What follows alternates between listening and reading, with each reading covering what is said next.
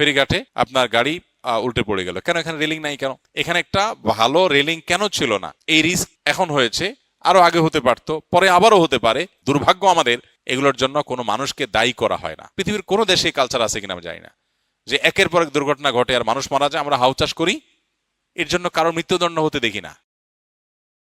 এবার ঈদকে ঘিরে সড়কপথ, রেলপথ, নদীপথে অত্যন্ত নির্মমভাবে দুর্ঘটনা ঘটেছে অনেক। গত বছর তুলনায় এটি অনেক বেশি। এই বিষয়গুলোকে কিভাবে দেখছেন? নিশ্চয় দুর্ঘটনা নাকি দায়িত্বশীলদের অবহেলা? দেখুন, ঈদ এবং বড় বন্ধে দুর্ঘটনা আমাদের দেশে নতুন না, কখনো হয়তো বেশি, কখনো হয়তো কম। এই ঘটনাগুলো আমাদের মৌলিক এবং বড় একটি সমস্যা সেটাকে ইঙ্গিত করে এবং চিহ্নিত করে। সেটা হলো আমাদের গুড গভর্নেন্সের অভাব, সুশাসনের অভাব।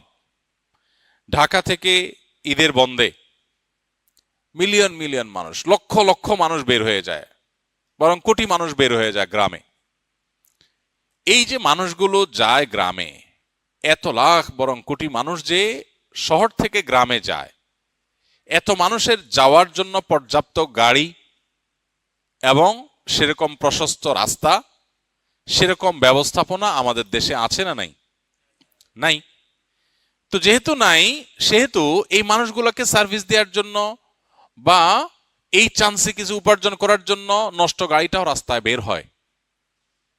ড্রাইভার একা কত ট্রিপ দিবে, দিতে দিতে দু চারটা ট্রিপ হেল্পার দিয়েও দেওয়ায়, কারণ মানুষ আছে, যাত্রী আছে, গাড়ি নাই, হেল্পার নাই, ব্যবস্থাপনা নাই।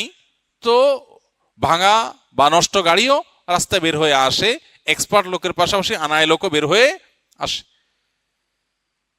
ফলশ্রুতিতে দুর্ঘটনা ঘটে। আর অনেক কিছু আছে, সবগুলো মিলে দুর্ঘটনা ঘটে। এই যে দুর্ঘটনাগুলো ঘটে, এটা তো নতুন না, প্রতি বছরই হয়। আমরা গা সওয়া হয়ে গেছি। দেশটা স্বাধীন হয়েছে 50টা বছর হয়ে গেছে। এই শুধু একটা সেক্টরের কথা আমরা এখন বলছি, যদিও কোন সেক্টরটাতে আসলে আমরা দেখাবার মতো উন্নয়ন ঘটাতে পেরেছি যে হ্যাঁ আলহামদুলিল্লাহ, এদেশে খাদ্যের কোনো সংকট নাই, নিরাপদ খাদ্যের কোনো সংকট নাই।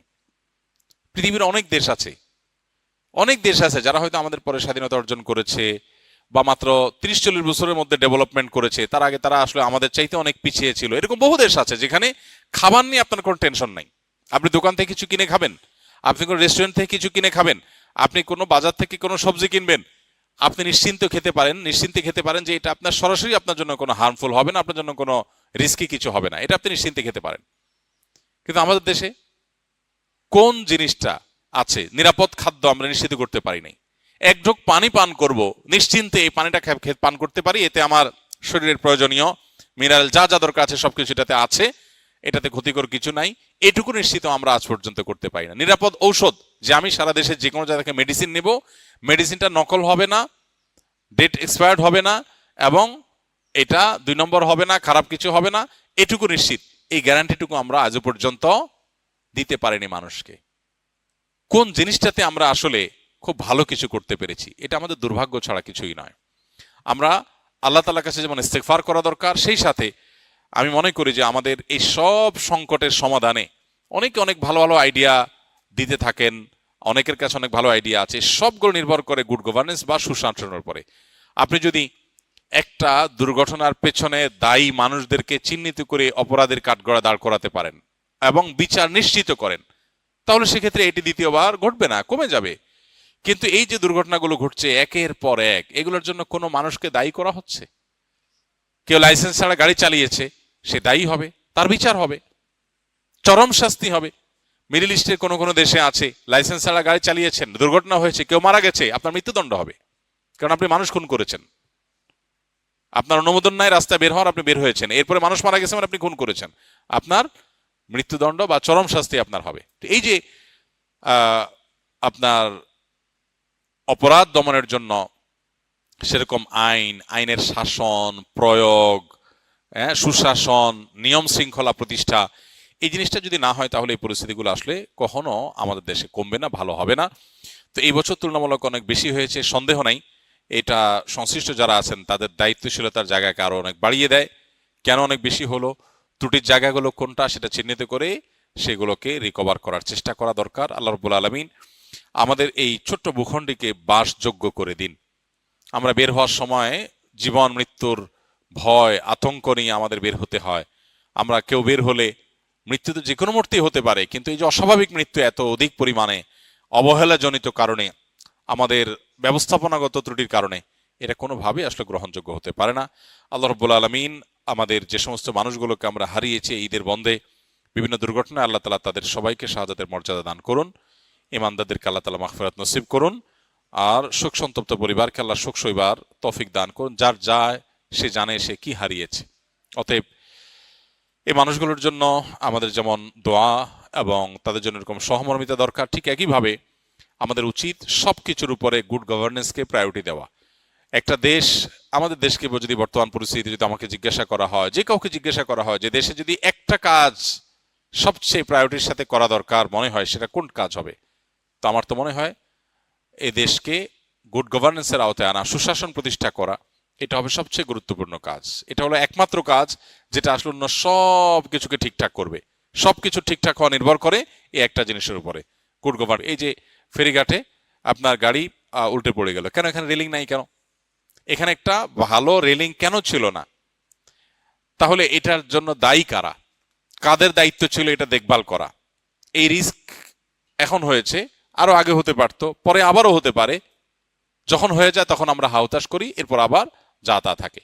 তার সংশ্লিষ্ট ডিপার্টমেন্টের মানুষদের দায়িত্ব থাকে এই মানুষগুলো যারা নিরাপদে যারা বাড়িতে যেতে চায় তারা যেন নিরাপদে যেতে পারে, নির্বিঘ্নে যেতে পারে। সমস্যার জায়গাগুলো কোথায়, চ্যালেঞ্জগুলো কোথায় চিহ্নিত করে। অনেক কিছু হয়তো আমাদের সামর্থ্যে নাই, গরিব দেশ, কিন্তু বেশিরভাগ জিনিসই আছে যেটা আমরা চাইলেই সলভ করতে পারি। দুর্ভাগ্য আমাদের, এগুলোর জন্য কোনো মানুষকে দায়ী করা হয় না। পৃথিবীর কোনো দেশে কালচার আছে কিনা আমি জানি না, যে একের পর এক দুর্ঘটনা ঘটে আর মানুষ মারা যায়, আমরা হাউচাষ করি, এর জন্য কারো মৃত্যুদণ্ড হতে দেখি না, কারো শাস্তি পেতে, উল্লেখযোগ্য শাস্তি পেতে দেখি না। এতগুলো মানুষের জীবন চলে যাবে আর কেউ দায়ী হবে না, কেউ দায় নিবে না, কারোর ত্রুটি এখানে নাই, কারোর বিচার হবে না।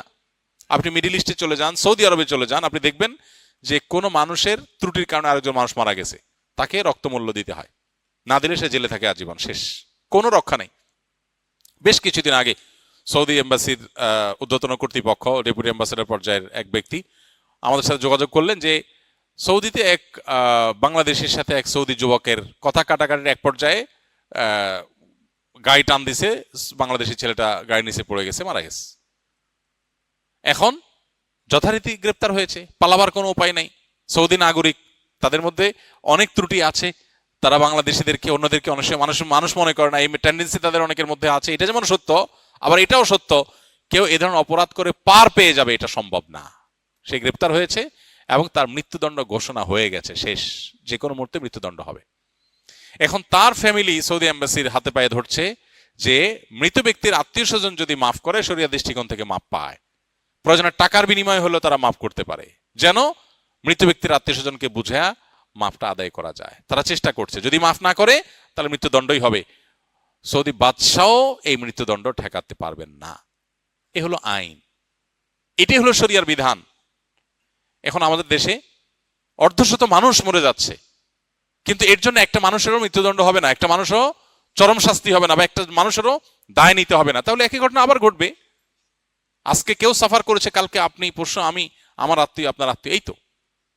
এই জন্য এই দেশে সুশাসন প্রতিষ্ঠার চাইতে গুরুত্বপূর্ণ আর কোনো কাজ নাই। দুর্নীতি বন্ধ, অনিয়ম বন্ধ, আইনের শাসন, আইনের প্রয়োগ, চোখ না দেখে, ব্যক্তি চেহারা না দেখে উপযুক্ত লোককে উপযুক্ত জায়গা বসানো, দলীয় বিবেচনার ঊর্ধ্বে উঠা, এক কথায় রাষ্ট্রের প্রয়োজনকে সবকিছুর উপরে অগ্রাধিকার দিতে পারা। এই কাজটা যদি করা না যায়, সুশাসন যদি প্রতিষ্ঠা করা না যায়, তাহলে এই দেশ কোনোদিন আগাবে না।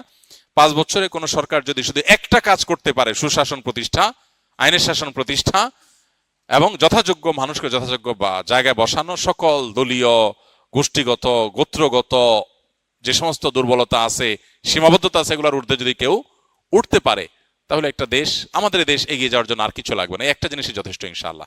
প্রাইভেট সেক্টরগুলো যথেষ্ট ভালো কিছু করতে পারে, শুধু গুড গভর্নেন্স প্রতিষ্ঠা হলেই, ব্যক্তিগত প্রচেষ্টায় বা ক্ষুদ্র ক্ষুদ্র প্রচেষ্টায় দেশ সোনার দেশে পরিণত হতে পারে। আল্লাহ আমাদের দেশকে সেই জায়গায় যাওয়ার তৌফিক দান করুন।